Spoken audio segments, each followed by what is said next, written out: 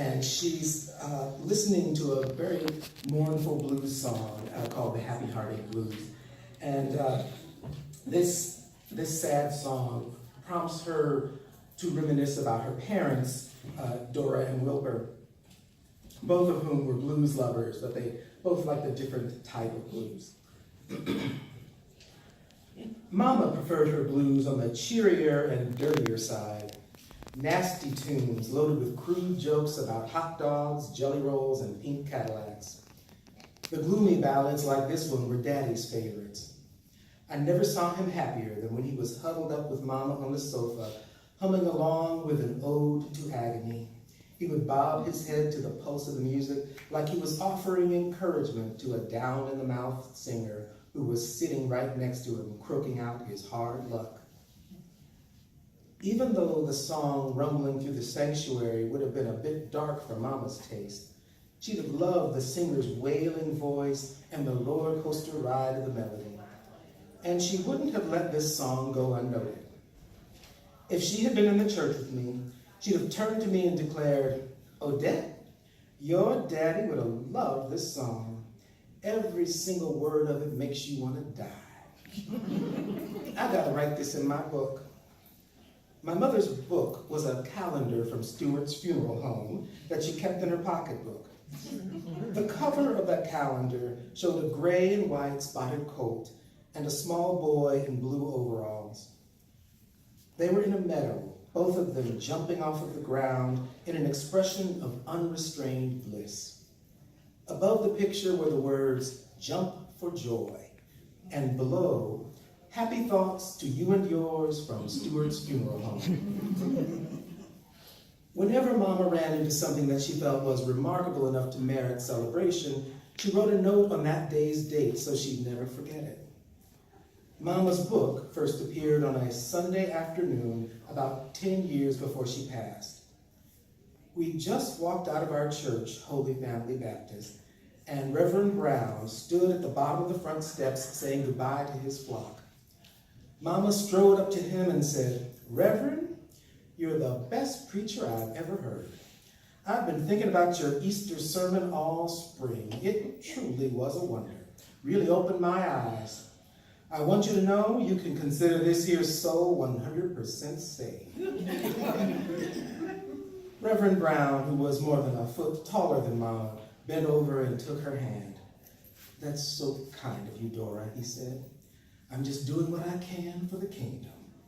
"I mean it," Mama said. "You've won this battle for the Lord, and I wanted to make sure to thank you since I won't be coming back." Reverend Brown hung onto Mama's hand and waited for her to deliver the punchline to what he assumed was one of the peculiar jokes she was known to tell. But Mama wasn't kidding. She explained, "Remember how you preached that if we really wanted to be closer to God, we should look at the world around us and write down a little thank you to him for all the things he gave us? Well, I took your words to heart and I've been doing it ever since."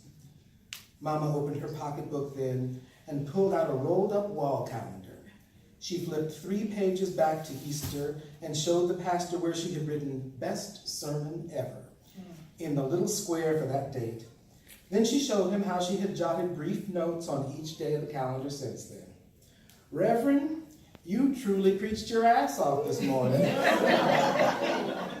"But just like you said, it was nothing compared to the way I feel when I'm sitting alone thanking God directly. So I'm taking your advice and skipping the middleman." She pulled a pen from her pocketbook and wrote an entry on that day's date that read, "Second best sermon ever." Then she patted Reverend Brown on his cheek and walked away from Holy Family Baptist forever. Stewart's funeral home came out with a new calendar each year. Since Mr. Stewart was notoriously cheap, he reused the same cover. Mama had a fresh Jump for Joy book every January. She wrote in her book until her last morning on this earth. As the sanctuary reverberated with the howling third voice of the astonishing blues singer's lament, I imagined Mama sitting beside me in the pew writing, "Bluest blues in all creation." With Mama in mind, I leaned toward my husband, James, and shared my evaluation of the music filling Calvary Baptist Church. "This is the saddest song I have ever heard." James said, "Your old man would have loved it." The singer, who sat hunched over his guitar in a dark corner, crooning and roaring about loving and forgiving his cruel woman, looked to be about 70. He was tall and skinny, and he had a white beard that swallowed his face from nose to neck. James was right.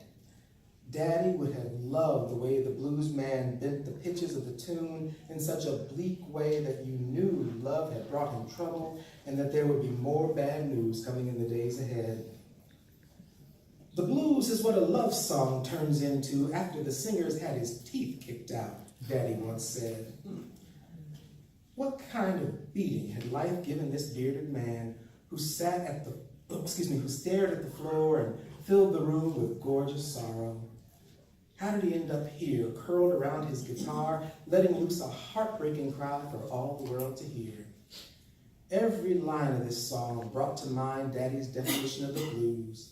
There was no way this man had a single unbroken tooth left in his mouth. Full of love, loss, passion, and bitterness, the song was made even more pitiful by the occasion. It accompanied a radiant bride as she made her stately procession down the center aisle toward her groom. She moved toward the altar with an ease and grace that were quite impressive, considering the character of the music and the fact that she had recently celebrated her 82nd birthday. The bride, Beatrice Jordan, was the mother of my best friend Clarice. Miss Beatrice was a leading member of Calvary Baptist, the most no-nonsense church in Plainview, Indiana. She was a good Christian woman whose greatest source of pride came from being a better Christian than anybody else. I loved Miss Beatrice, but she was so extravagantly and annoyingly devoted to the Lord and to making sure that everybody else was too, that being around her for too long had a way of shattering my resolve to keep his commandments. Over the years, she pushed me to take the Lord's name in vain more times than I'd like to recall. And Miss Beatrice had driven everyone I knew to think about murder at least once. The groom was Mr. Forrest Payne, the owner of the Pink Slipper Gentlemen's Club, the only legally operating business in Plainview that had ever been called scandalous. The club had been known as a site of gambling, prostitution, and flagrant disregard for all liquor laws. There was a time when reputations were ruined and marriages destroyed just because previously respectable men had been seen walking near the Pink Slipper's door. The club's unsavory public image had scared away many potential customers, but served as effective advertising for as many others. My Aunt Marjorie swore that the Pink Slipper was the only place in town to hear the blues done right, as well as the only place to find corn liquor as potent as the killer brew she concocted at home. She was a Pink Slipper regular till the day she died.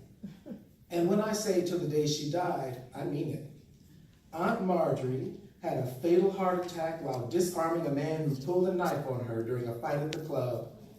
At her funeral, Forrest Payne comforted Mama by telling her that her sister had passed with her opponent's knife clutched in her fist and a satisfied grin on her face. The brawls, overt prostitution, and gambling were now history, or so I've been told. These days, the club was more likely to be spoken of as a respected music venue than as a low dive. Forrest had been rehabilitated, and his business had been purified along with him.